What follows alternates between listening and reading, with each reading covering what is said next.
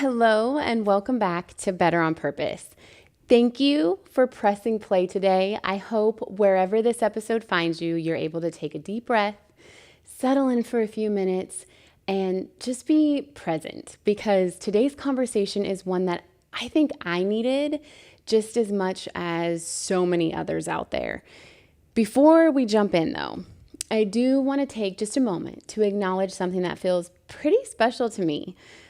This is episode 10 of Better on Purpose. Now, I know 10 episodes probably isn't some massive milestone in the podcasting world, but to me, it feels worth celebrating because there was a time not all that long ago when I wasn't even sure I was going to start this podcast. And then after I finally did, there were definitely moments where I questioned whether I'd actually keep showing up every week. Would I run out of things to say? Would anyone even listen? Would it actually make a difference at all? And I started this podcast hoping it might encourage someone else to slow down, reflect a little more, and live with intention. But it's also been an encouragement to me to do the same. Every week, this podcast gives me a reason to stop and really think about what's happening in my own life. It's encouraged me to journal more, to pay closer attention to my thoughts, my reactions, the lessons that might otherwise pass me by if I were moving too quickly, which I often do. And I'm learning more about what fills me up, what drains me, where I still have room to grow, and how I want to show up, not in some dramatic overnight transformation kind of way, but in the small, quiet ways, the intentional ways. And I don't think this podcast has changed who I am. I think it's helping me become more aware of who I already am and a little more intentional about who I'm becoming. And I think those small shifts are often the ones that change us the most. So whether you've listened since episode 1, or if this is the very first episode you've found, thank you. Thank you for being part of this journey with me. Ironically, today's episode is about something this podcast has actually helped me become better at: slowing down. Or maybe a better way to put it is creating space to slow down.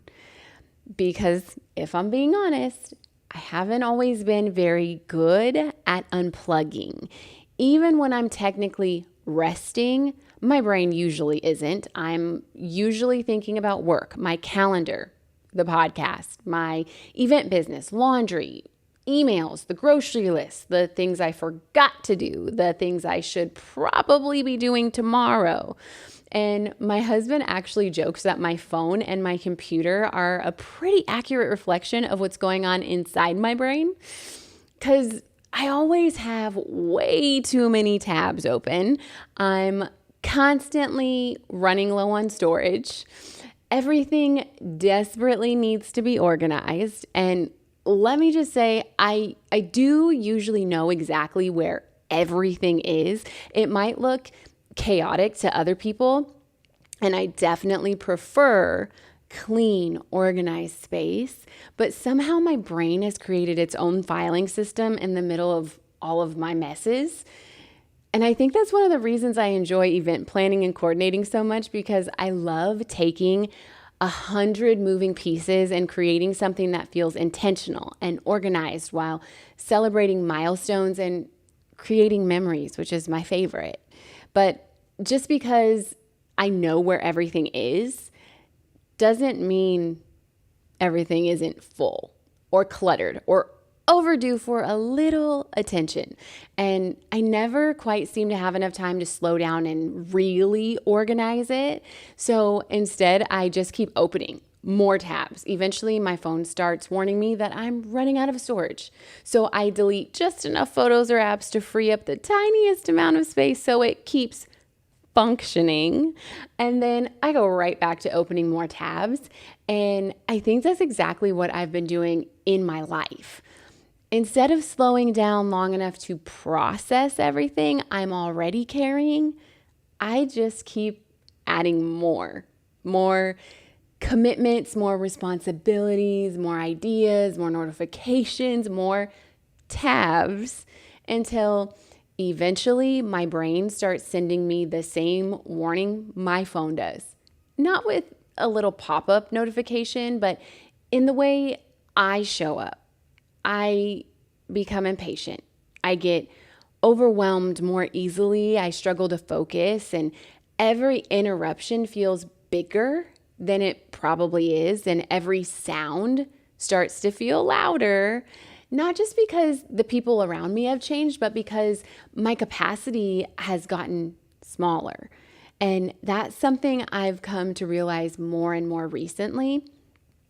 And I really noticed it this past week. Before I tell you about what happened, I want to give you just a little bit of a backstory. So I grew up camping with my dad's side of the family. I don't have like a ton of vivid memories because I was pretty young, but I remember enough to know it was a meaningful part of my childhood. And then I also spent some time camping during my teenage years with my childhood best friend and her family. As I got older, though, life got busy, and camping kind of became something I used to do instead of something I still did. And my hubby, Felton, we have been together for 21 years. And for many of those years, he wouldn't even entertain the thought of camping. And I finally talked him into giving it a try when Ava was about 2 years old. Now, I didn't exactly throw him into the deep end. We started with what I would definitely call a glamping experience. We stayed in this huge canvas tent with a real king-size bed and a little bit of electricity and just enough comforts to make camping feel a little less like camping. Considering he'd spent a year and a half deployed in Iraq sleeping outdoors, he couldn't quite understand why anyone would voluntarily choose to do it again. And honestly, while I've enjoyed camping, I could absolutely understand why he felt that way. But the next year, after we went glamping, we took Ava tent camping for the first time. She was 2. And I wouldn't say it was a terrible experience. He was open to it. But then life happened, and before we realized it, nearly 8 years had gone by before we thought about camping again, which meant this most recent trip that we just took wasn't just our first camping trip in years. It was our youngest, Zara's very first time. And honestly, I thought I'd come home wanting to record an episode where I simply told everyone about our camping trip. But that's not really what stayed with me. What stayed with me was what happened in me. So in the weeks leading up to this camping trip, life had been a lot. Family, all the kids' activities, those are normal parts of our life, but transitions in various areas of my life and grievances over multiple situations I'd been walking through. Plus, working on growing my event and decor business, producing this podcast, and trying to keep up with everyday life. And then, almost as if life wanted to test me right before we left for camping, 3 different opportunities came through for my event business. And after weeks of things being relatively quiet, I suddenly had a client officially book me for a large event planning project. Another reached out about balloon decor, and then someone else officially booked one of my sleepover experiences.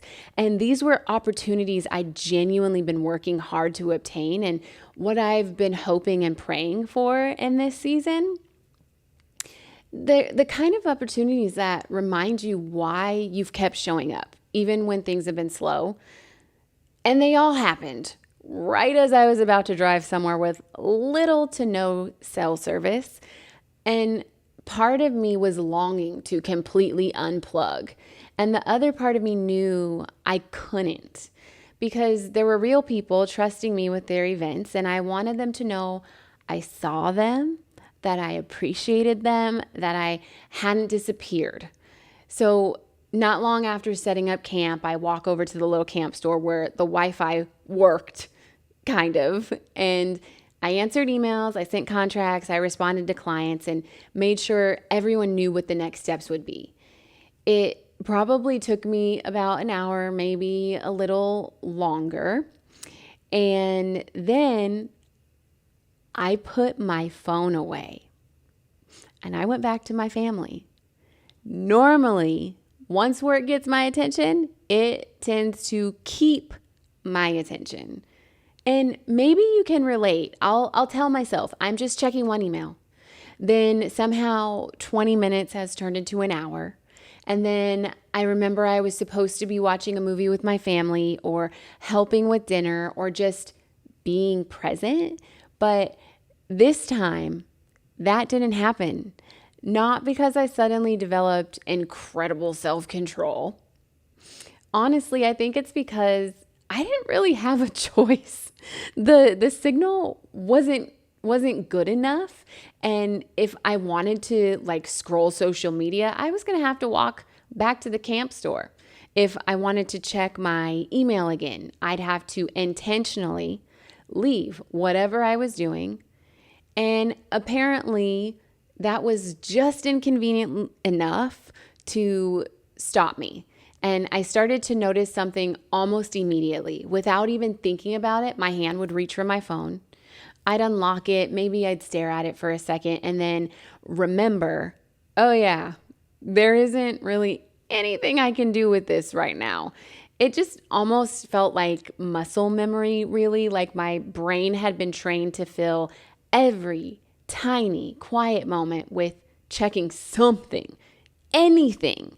And at first, that was really uncomfortable. There was this weird feeling of not knowing what I was missing. And I wondered if someone had emailed, if a client had responded, if I'd gotten a text, if I'd missed something important. It was almost like I had to sit with the discomfort of not knowing. But then something shifted. That same thing that felt uncomfortable started feeling kind of freeing, because for the first time in a long time, there wasn't this constant expectation that I needed to be available to everyone all the time. I handled what needed to be handled, and everything else really could wait. And for the most part, it did. And the world didn't fall apart because I didn't check my phone every 15 minutes. My clients were still there. My emails were still there. My responsibilities were still there. But for a few days, they weren't the center of my attention. The people standing in front of me, they were. And I think that's something I've been missing without fully realizing it. As the trip went on, I noticed something that didn't really have anything to do with camping itself. It wasn't the lake. It wasn't the campfire. It wasn't sleeping in a tent. It wasn't even being away from home. It was how different I felt. I wasn't constantly thinking about what needed to happen next. I wasn't mentally jumping 3 steps ahead. I wasn't trying to optimize every minute of every day. I was just where I was. And the more I've thought about it since coming home, the more I've realized I don't know how often I actually allow myself to do that. So maybe you've experienced something similar. Maybe it wasn't camping. Maybe it was a vacation, a weekend away, a hike, a walk by yourself, an afternoon on your back porch. Or maybe it's just one evening when you realized you hadn't looked at your phone for an hour. Have you ever noticed how different you feel in those moments?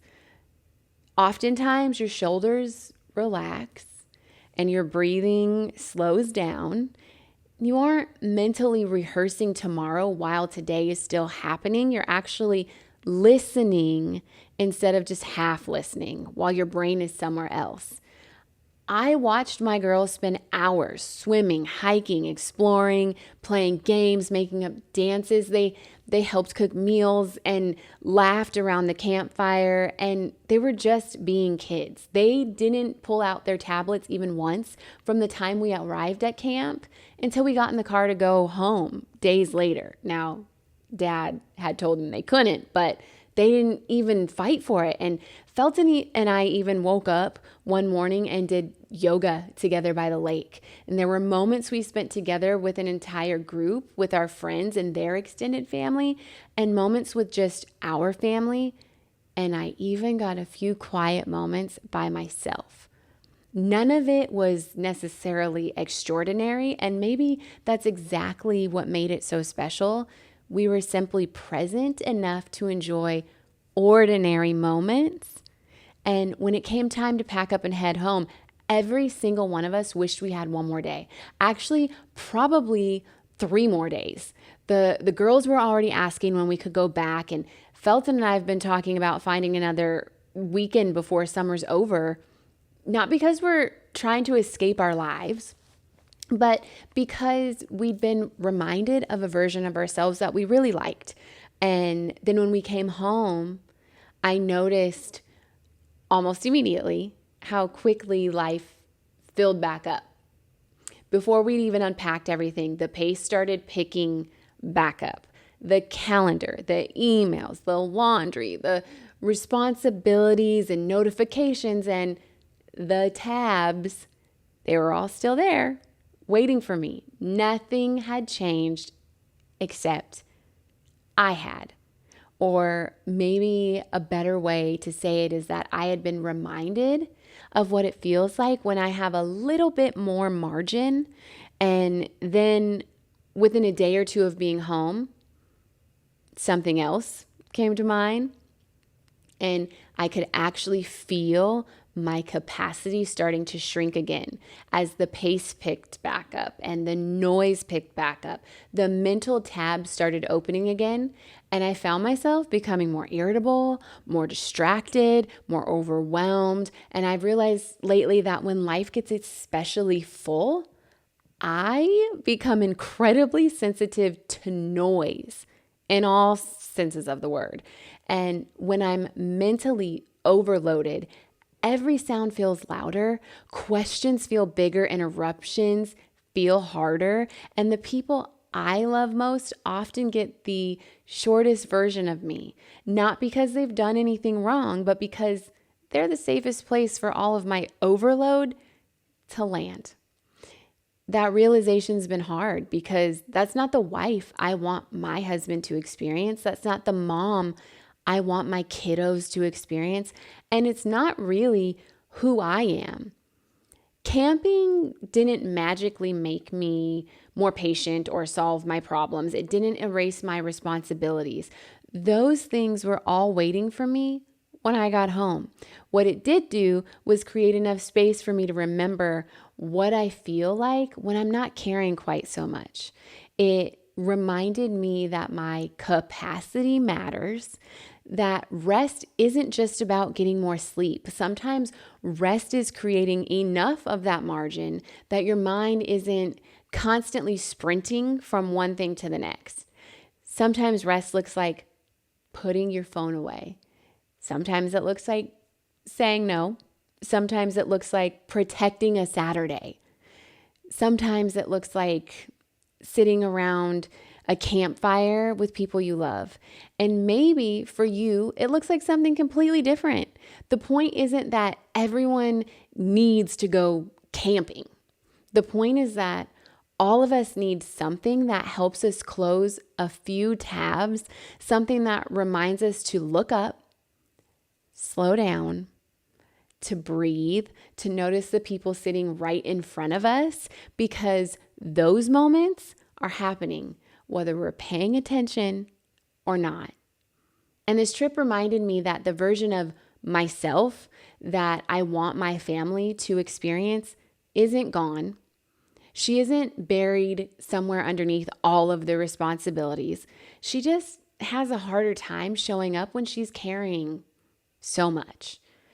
And maybe the goal isn't becoming a more patient person. Maybe the goal is creating enough margin for our patience to have room to actually exist. And as with most things, I don't have this fully figured out. In fact, I am recording this only a couple of days after getting home, right in the middle of feeling myself slip back into those old habits. And maybe that's why I needed to talk about it now, because awareness is the first step.